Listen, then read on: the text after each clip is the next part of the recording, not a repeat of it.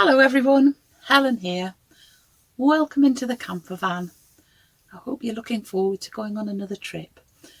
When Phil and I were off on a trip in August 2023, we came across an area of Scotland that we'd never even heard of before, called Kilmartin Glen. And we quickly learnt that it is actually the area of Scotland with the highest density of prehistoric monuments. And I just had never heard of it before, and I had even done a degree in prehistory and archaeology at university, and we never learnt about Kilmartin Glen. So we didn't have time to linger for very long on that occasion. We did have time just to visit some standing stones, and that was about it. And we just promised ourselves we would come back and explore the area properly. And when I got back home, I found out that the Kilmartin Museum, which tells the story of the area, was actually closed for redevelopment. And so it seemed that it would be worth waiting for that to be reopened before we went to the area, because it sounded like a good introduction to the whole history of the area, prehistory of the area. And so eventually it did open in April 2024, and off we went in the campervan in August to go and explore and visit lots of new places. So I hope you're going to enjoy coming along with us today. We headed north late on a Friday afternoon across to Carlisle and north up the motorway. And you can see here where we began in Durham and where we were heading for our first night. And on this map you can see where our ultimate destination was, Kilmartin Glen, northwest of Glasgow and south of Oban and the Isle of Mull. We drove north of Gretna until we reached the small village of Beatock, where we had to turn off onto a rather bumpy track called Crooked Road towards a forested area.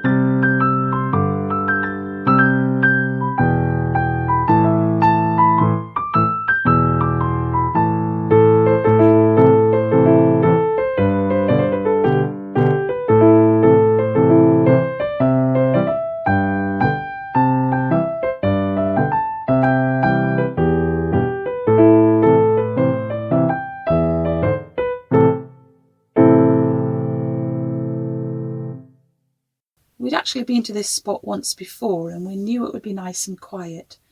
I think only one vehicle passed by in the whole time we were there. It's nice and sheltered too, and we soon settled into our spot, cooked a very simple tea, one that we often have on our first night away, and before we knew it, it was time for bed. We were pleasantly surprised to wake to sunshine and barely a breath of wind, and we enjoyed breakfast with the side of the van open. Before getting on our way again, we thought we'd stretch our legs and go for a little walk through the forest. We didn't go far, but we did enjoy being out in the sunshine, soaking up the beauty of the trees and the mossy undergrowth and the occasional glimpse of a view over the distant hills. Back at the van, Phil showed me in the map book the route that he was planning to drive to get to Kilmartin Glen.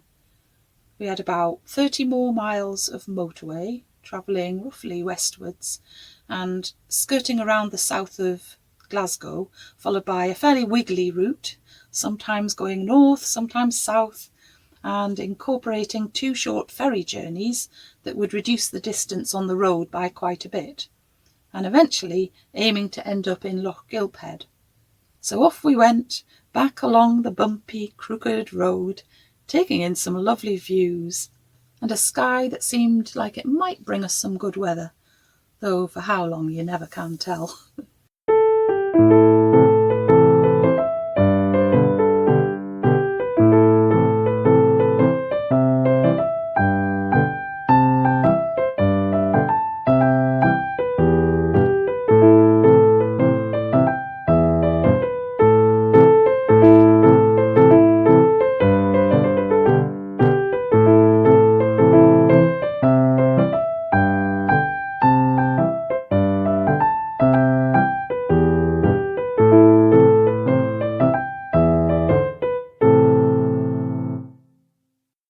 Up the motorway we went until we arrived at a lovely service station called Cairn Lodge. It's not like the usual service stations because it actually began as a farm shop, and it gradually expanded the services that it offered. As well as very nice public conveniences and a big cafe, there's a lovely shop selling all sorts of delicious local food and other goods. It's a bit pricey, but nice if you want to give yourself a treat. We treated ourselves to some raspberries, cherries, and you probably won't be surprised to know some cheese. We then travelled onwards, not stopping until it was time for lunch.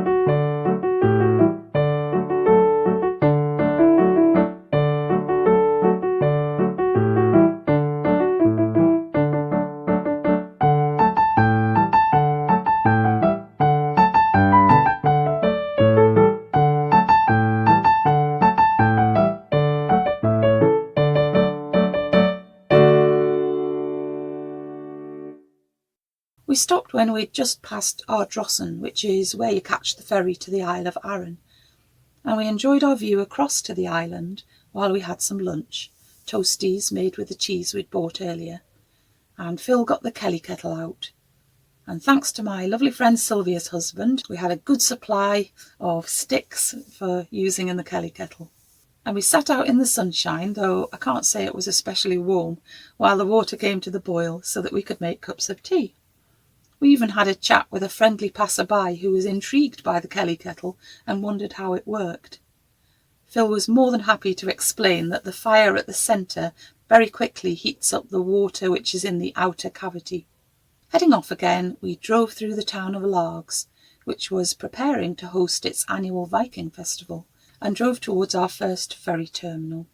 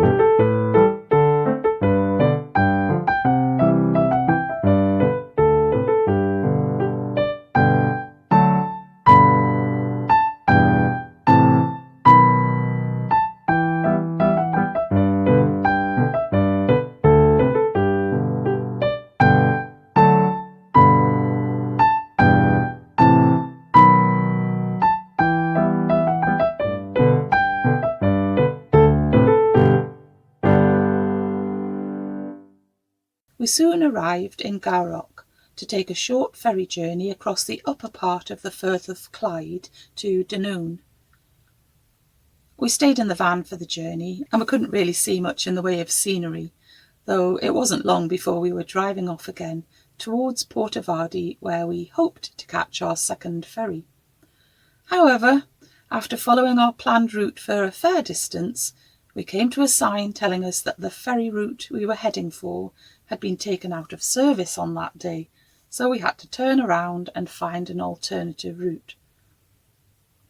Sometimes, when we're driving along roads in areas that are unfamiliar to us, we'll see a sign to somewhere that intrigues us and perhaps decide that we have time to investigate.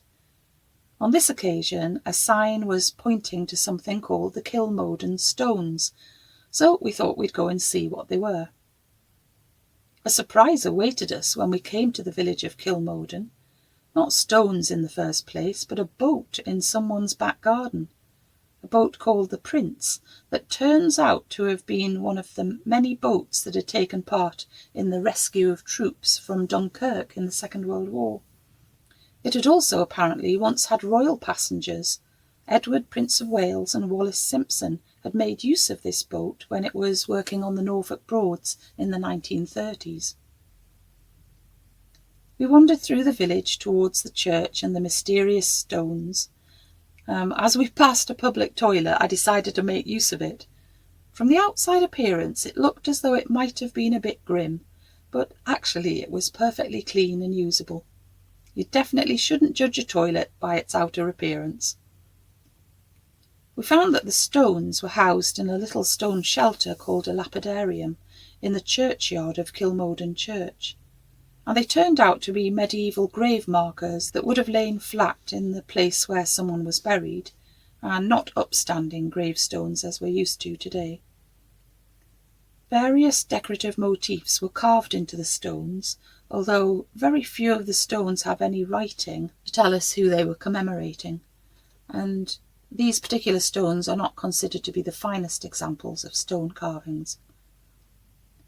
We thought we'd visit the little church while we were there, and learnt that it's a Georgian T-plan church built in 1783.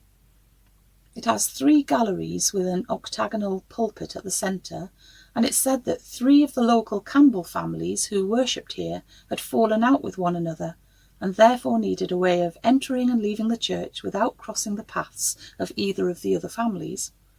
And each gallery can actually be accessed from a separate entrance.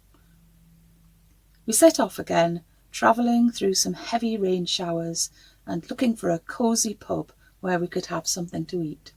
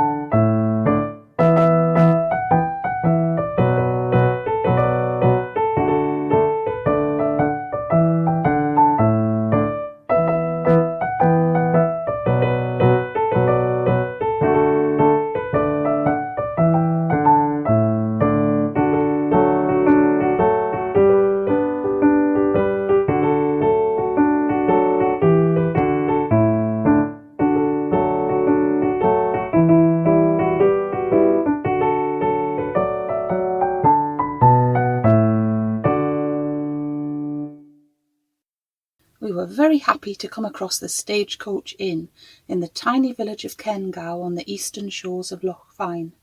The inn has been here since the late 17th century and has had many famous visitors, such as William Wordsworth's sister, Dorothy, in 1803, and the poet John Keats in 1818, when apparently he wrote the poem Lines Written in the Highlands whilst on a Scottish walking tour.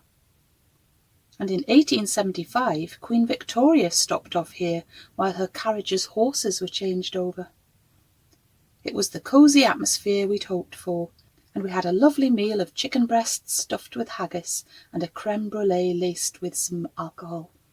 Back on the road again, and with the sun rapidly setting, we went off in search of an overnight spot. We drove along the shores of Loch Fyne, through the town of Inverary on the western side of the loch, and eventually came to a bumpy road that took us up into Ardcastle Wood, where we were able to stay for the night. Ardcastle Wood is one of the forestry sites where overnight camping is allowed on payment of a fee of £7, and on the sign there's a little list of rules such as the maximum number of vehicles allowed and how much space to leave between each vehicle. We had a quiet night and woke to grey skies which were threatening a rainy day, which proved to be the case. After using a handy picnic table for our washroom, it was a hair-washing morning, we set off towards Kilmartin Glen, with the rain already seeming to have set in for the day.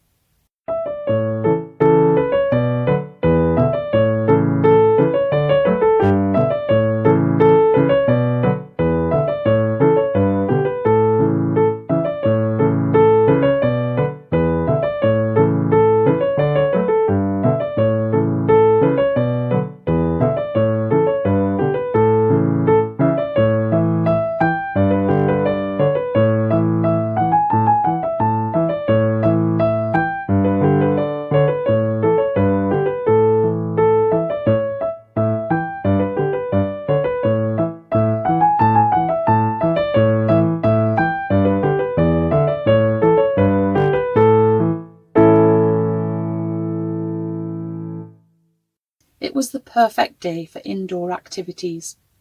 Our first port of call was actually to a little craft fair taking place in the local church hall. Just a small affair, but we were happy to support it and paused a while to have cups of tea. It was then time to go to the Kilmartin Museum. The museum is set in the heart of Kilmartin Glen in the village of Kilmartin. Within 6 miles of the village there are over 800 ancient monuments of a wide variety of types and age. The original part of the museum was built in 1789 as a manse for the minister of the nearby church. The Kilmartin House Trust was founded in 1994 to preserve and interpret and display archaeological artefacts. Its aim was to provide essential background information to the story of the area, hoping to bring the various ancient monuments to life and help us to imagine what life must have been like for the people who built them. The museum closed temporarily in 2020 to undergo a major redevelopment, and it didn't reopen until the end of April 2024. The new updated presentation of Kilmartin Glen's story has been really carefully thought out to make the prehistoric landscape as meaningful as possible to visitors of all ages. There were plenty of interactive activities, beginning with a model of the local landscape with lights to show where all the different ancient monuments can be found. There were opportunities to do things such as grinding corn, both on a reproduction of a Neolithic saddle quern and on the later development in the Iron Age of a rotary quern.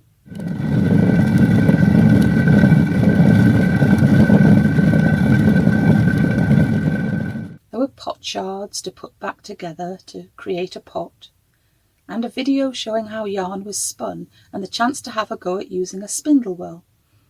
Phil tried for ages without huge success. A good use was made of video in the museum, from the introductory views of the local environment and changing seasons, to little videos showing people reproducing the way that different tasks would have been done in ancient times, such as creating decorated pots from clay, or showing how flint arrowheads would have been made. And there was a room that had one of those wonderful immersive experiences of sounds and visual effects, adding another dimension to our experience of connecting with the many changes that have happened over thousands of years.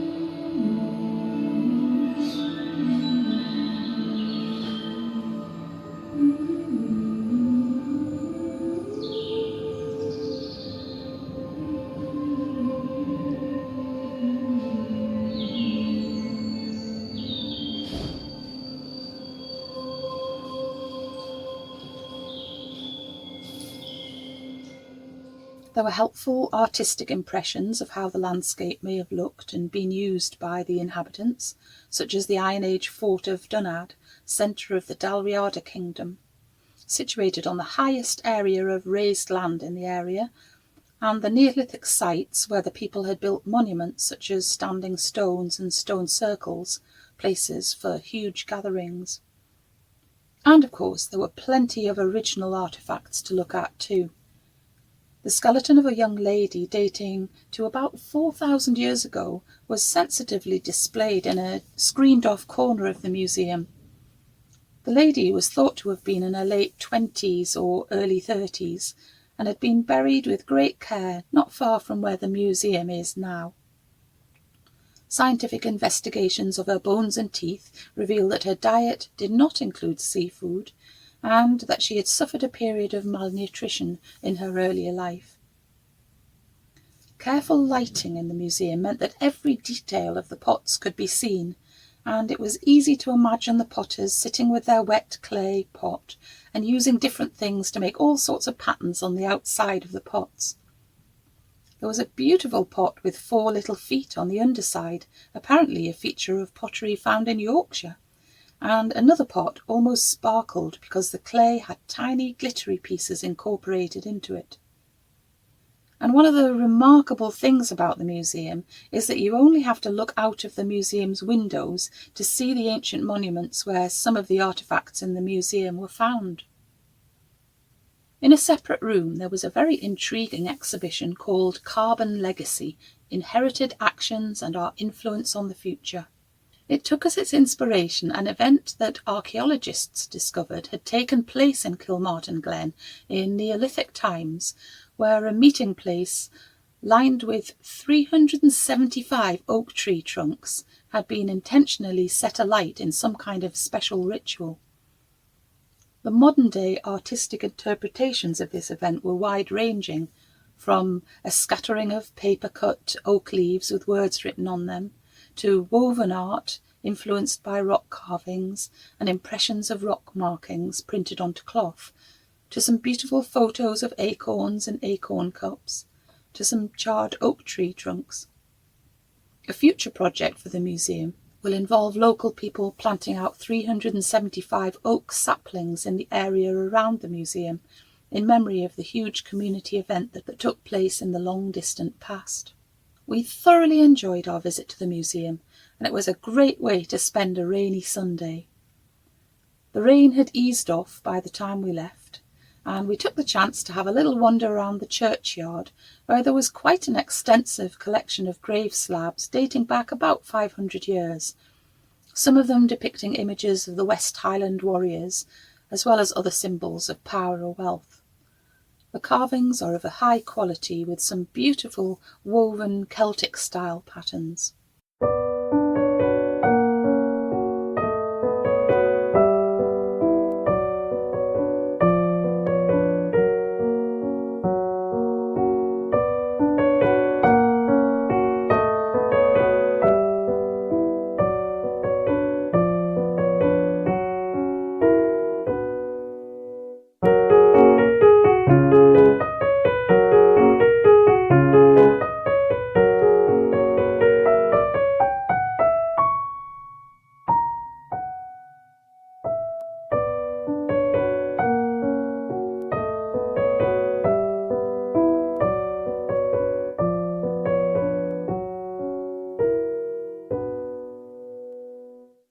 By this time we were ready to relax, so we headed for a suitable overnight spot not far from Kilmartin.